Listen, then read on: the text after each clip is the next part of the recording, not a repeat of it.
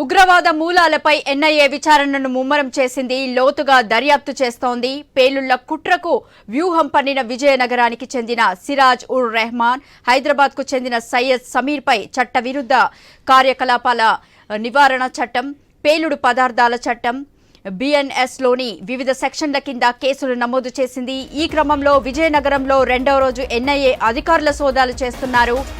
సిరాజ్ కుటుంబ సభ్యులు, స్నేహితులను విచారించనున్నారు. అంతేకాకుండా సిరాజ్ కాల్ డేటాపై లోతైన దర్యాప్తు చేయనున్నారు ఎన్ఐఏ అధికారులు. ఇక దీనిపై మరింత సమాచారం మా ప్రతినిధి రమేష్ ఫోన్ లైన్ లో అందిస్తారు. రమేష్, చెప్పండి.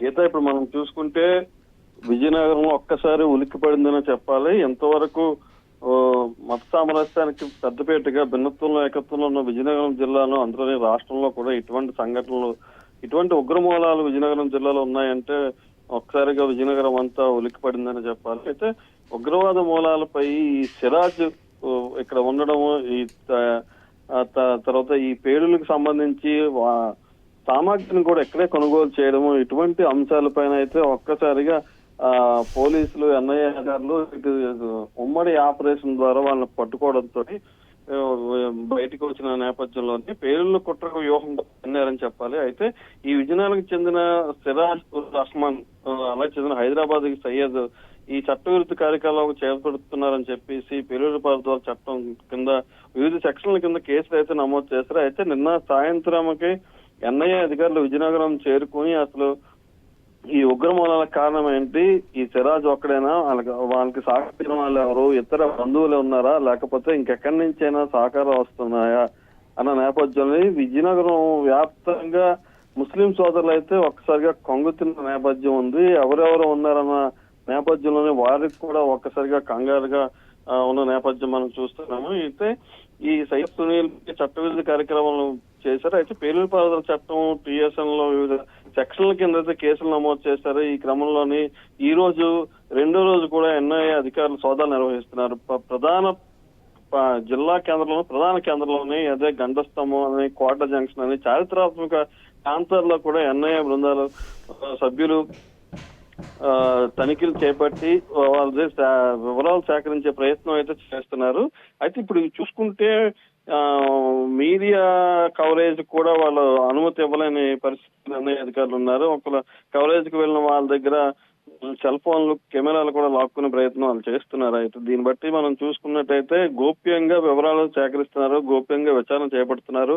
అయితే మున్ముందు ఇంకెంతమంది ఉన్నారు, ఎవరెవరు ఉన్నారు అన్న విషయాలు ముందుగా బహిర్గతం అయితే వాళ్ళు అప్రమత్తమయ్యే ప్రయత్నం ఉందనే నెపంతో, అప్రమత్తమయ్యే ప్రయత్నం అవకాశం ఉన్న తోటి మీడియా కవరేజ్ కూడా అధికారులు సహకరించట్లేదని చెప్పాలి.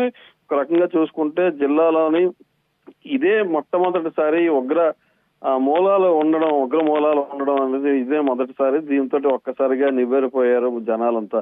దీని నేపథ్యంలోనే ఇంకా ఇతనికి సహకరించిన వాళ్ళు ఎవరెవరు ఉన్నారు, ఇంకా ఈ జిల్లా వ్యాప్తంగా, ఒక విజయనగరం జిల్లా కేంద్రంలో కాకుండా జిల్లా వ్యాప్తంగా, అటు ఉమ్మడి జిల్లా వ్యాప్తంగా ఎంతమంది ఈ సిరాజ్కి సహకరించారు, ఎంతమంది సిరాజ్ కు సహకరిస్తున్నారు, ఈ పేలుడు పదార్థాలు ఎవరు ఇచ్చారు, ఈ ఆన్లైన్ ద్వారా వచ్చిన పేలుడు పదార్థాలు అయితే ఈ నేపథ్యంలోనే ఇంకా ఏమి జరగబోతుంది, జిల్లా వ్యాప్తంగా అనుకున్నారు.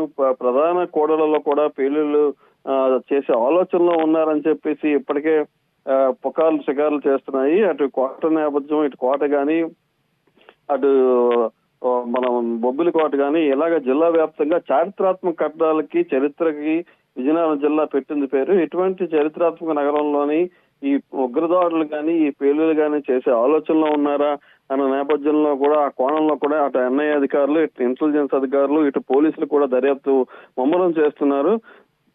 ఒక పక్క అయితే పోలీసులు ఇప్పటికే తన అదుపులోకి తీసుకుని మాకు సహకరిస్తే ఇక దీని మూలాలను మేము వెలికి తీస్తామని చెప్పేసి జిల్లా పోలీసులు కూడా కోర్టులో కేసు వేసిన నేపథ్యం మనం చూస్తున్నాము.